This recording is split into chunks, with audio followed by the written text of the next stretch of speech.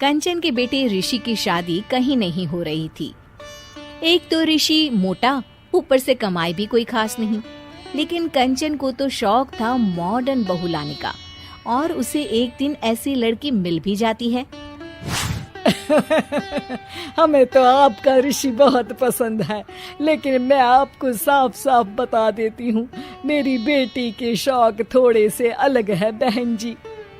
अरे बहन, हमें सब पसंद है। आपकी प्रियंका जैसी लड़की की तलाश मुझे कब से थी। जींस पहनकर अंग्रेजी में गिटर पिटर बोला करे। अरे बहन जरा सुन तो लो, मेरी बेटी के शौक क्या क्या है। अरे नहीं नहीं बहन, बस लड़की को देख लिया तो सब कुछ देख लिया। आप ना शादी की तैयारी करो, और वो जरा सामान की लिस्ट भी दी है ना मैंने। हाँ बहन जी, सारा सामान शादी से एक दिन पहले ही आपके दरवाजे आ जाएगा। मजा आ गया, मजा आ गया। अब तो बस आप शादी की तैयारी करो। प्रियंका के माता पिता के जाने के बाद कंचन का पति उससे कहता है, अरे भाग्यवान, तुम तो कुछ ज्यादा ही जल्दी दिखा रही थी शादी की। अरे बोलने तो देती, लड़की की माँ क्या बोलना चाह रही थी। अरे आप चुप रहिए जी, कुछ पता भी है आपको, बस मुफ्त में बोले जा रहे हैं। मेरी दोस्त शशि की बहू देखी, लंबी पतली और पढ़ी लिखी, हजारों में कमाई और संस्कारी भी। अरे पर जब वो मेरी बहू देखेगी तो जल भुन जाएगी। लेकिन तुम तो शादी ऋषि के लिए कर रही हो ना, या शशि के लिए? तुम्हारा लड़का कुछ कमाता भी नहीं है, और शरीर भी भगवान की दुआ से फूलता ही जा रहा है। फिर बोले आप हैं? फिर बोले आप? मैंने कहा ना, प्रियंका जैसी जींस पहनकर अंग्रेजी झाड़ने वाली बहू किस्मत वालों को ही मिलती है। चुप रहिए आप। पति के लाख कहने पर भी कंचन ऋषि की शादी प्रियंका से करवा देती है। लेकिन प्रियंका जैसे ही घर में आती है, वैसे ही जोर जोर से चिल्लाकर नाचने लगती है। आज मेरे यार की शादी है, आज मेरे यार की शादी है, अरे नाचो मां नाचो। आज मेरे यार की शादी है। कंचन, उसका पति और ऋषि ये देखकर हैरान रह जाते हैं। लग रहा है बहू को शादी की बड़ी खुशी है। हाँ हाँ, बहू क्यों नहीं, हम भी नाचेंगे। अरे नाचो नाचो जी, मुंह क्या देख रहे हो, चलो चलो नाचो, बहू कह रही है। कंचन ये कहकर प्रियंका के साथ नाचने लगती है। ऋषि और उसके पिता वहाँ से चले जाते हैं।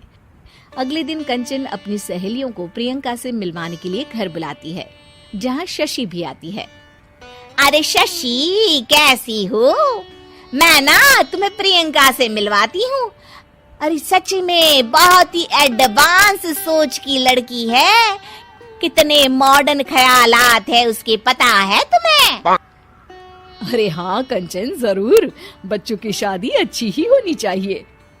और वैसे भी तुझे तो शुरू से ही ऊंचे ख्याल की बहू चाहिए थी।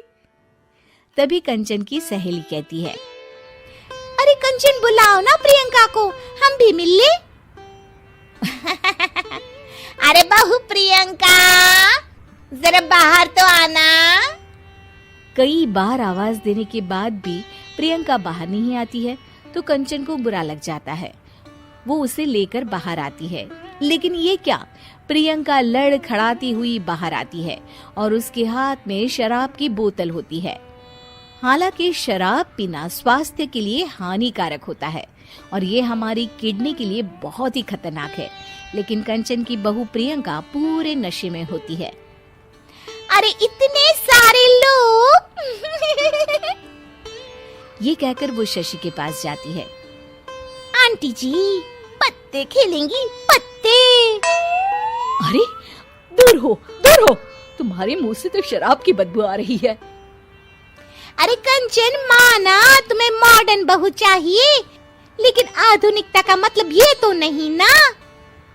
बुरा ना मानना कंचन, तुम्हें पता था कि तुम्हारे बेटे की कमाई और शरीर दोनों ही ठीक नहीं है, तो तुम्हें उसी हिसाब की लड़की से शादी करवानी चाहिए थी।